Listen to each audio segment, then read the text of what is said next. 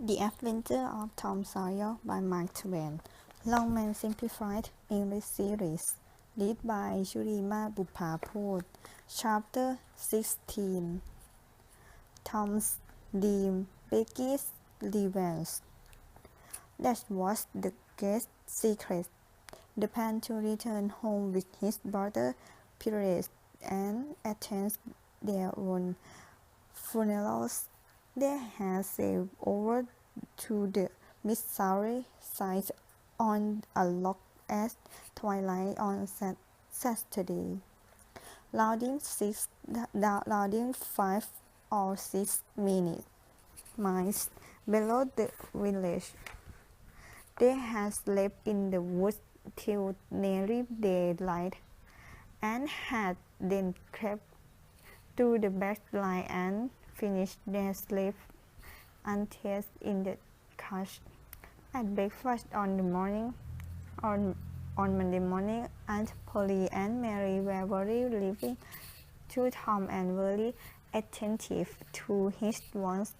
There was an unusual amount of talk in the course of which Aunt Polly said, "Well, perhaps it was a fine joke, Tom, but it was cruel to let me suffer so.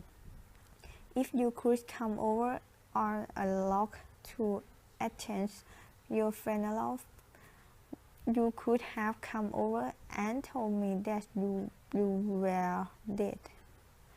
"Yes, you could have done that," said Mary, "and I believe you would if you had thought of it." Would you, Tom?" asked Aunt Polly later sadly. I don't know. It would have spoiled everything."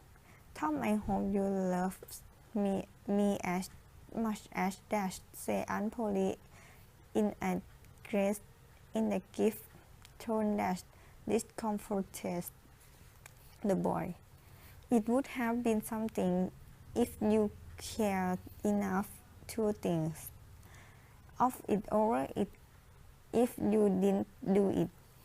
Tom, you look back someday when it's too late and wish you care a little more for me when it would have cost you so little. Now, Auntie, you know that I do care for you." "I know. It's better if you told me that you care. I wish now I do," said Tom regretfully, "but I dream about your way that something it isn't much. I catch that, but it's better than nothing." "What did you dream?" "Why, Wednesday night I dreamed that you were sitting over there by the bed, and Sis was sitting by the wood box, and Mary next to him." "Well, so we didn't. So we do. And I dreamed that Joe Harper's mother was her. Why, she was here. Did you dream any more?" "Oh, Lord, but it's so dim now." "Well, try remember, can you?" "Somehow it seemed to me that the white bell, the why harder, Tom?" The wind didn't about something else." Tom placed his fingers on his forehead for an extended minute and then said, I got it now. I built the cattle, and it seemed to me that you said why I believed that door." Good heavens, go on, Tom, go on." "Just let me think a moment, just a moment." "Oh, yes, you said that you believed the door was open." "That's what too as I sitting here." I didn't. I merely go on. And then, well, I won't be cradled, but it seems worse if you made this go and. Well, what, what did I make him do, Tom? You made him, oh my, made him touch it. Goodness, get, get science. I believe had anything like that in all my days. There is some trust in dreams. Selena Harper told note of his before I an hour older. When I told her about my dreams, she says, "Rabbits and fancies. Go on, Tom. Oh, it's all getting brisk as they now. Next you says that I I was bad. I was bad only with Charles Willis. And so I did. Well, go on, Tom. And then you began to cry. I did. Not for, not for the first time. Yes. And then Mr. Harper began to cry and said to was just the same, and he wishes what he has whispered him for thinking the dream which she threw away herself.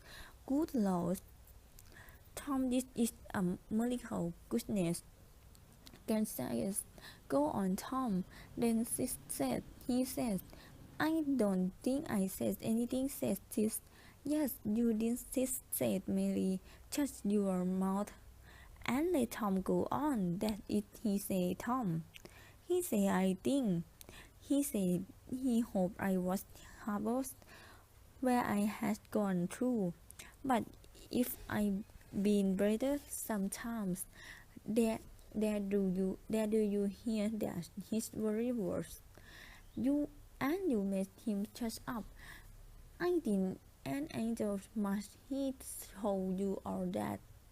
Tom, who was an angel with you?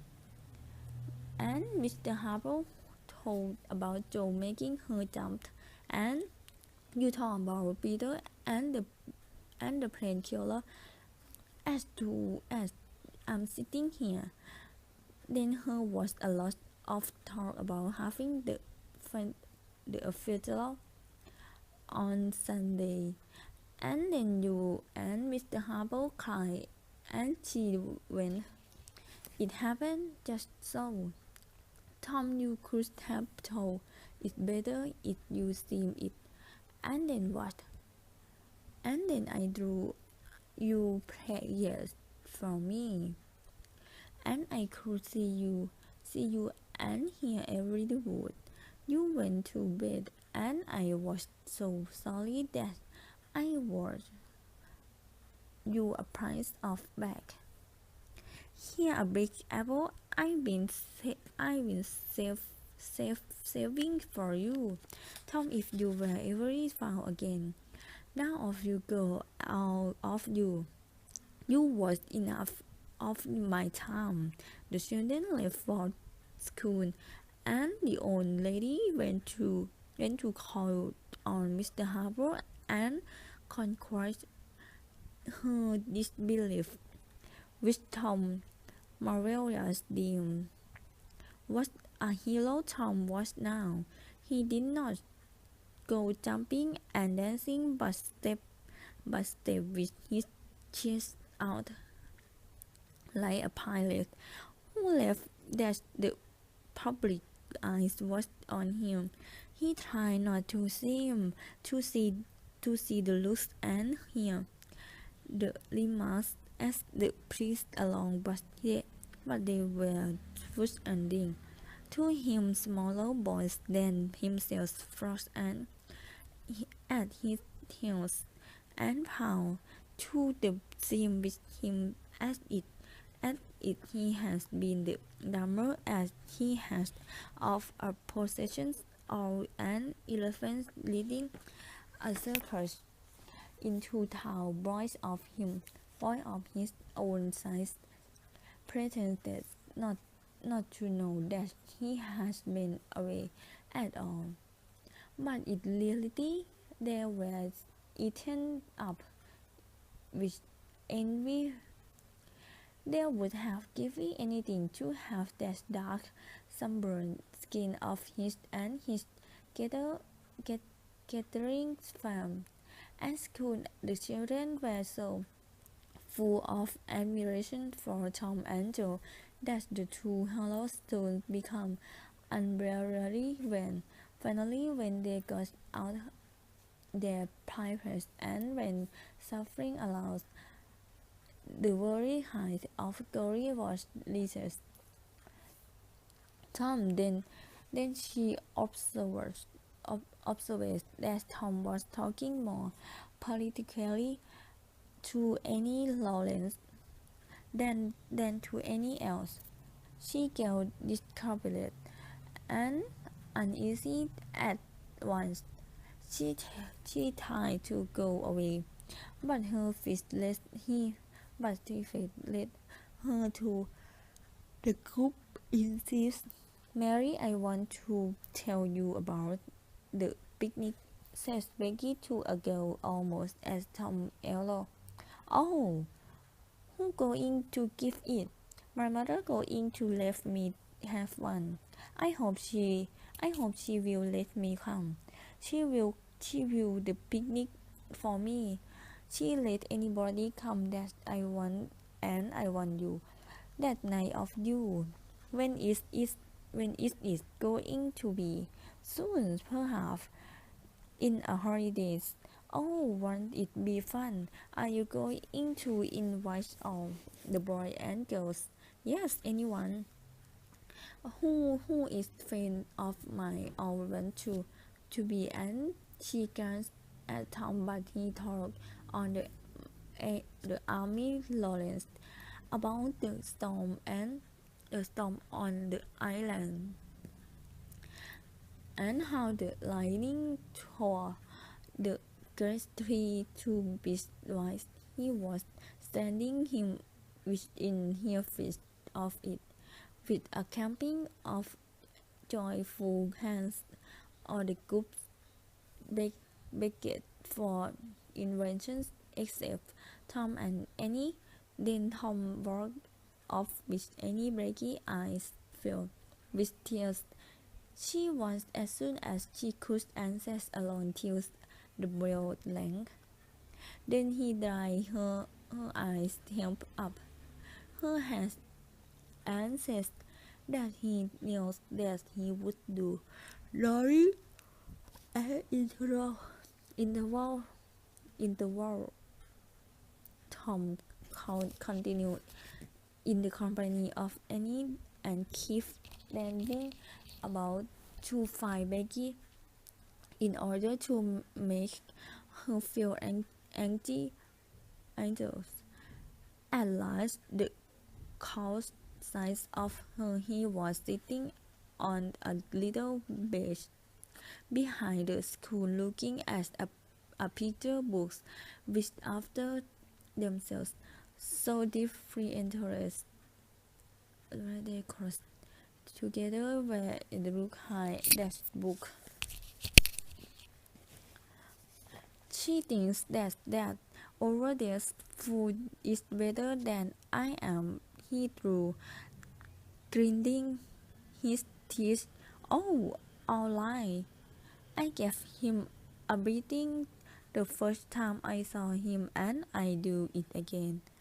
He went through the motions of fighting and imaginary boys hitting at the air and kicking and pouring. Oh, you had enough, have you? You have you? Now let that be listened to you. And you, the imaginary beating was finished to his saturation. Tom felt come at noon. His conscience could not bear any more of any graceful happiness, and his jealousy matched the size of Becky and Alfred themselves together.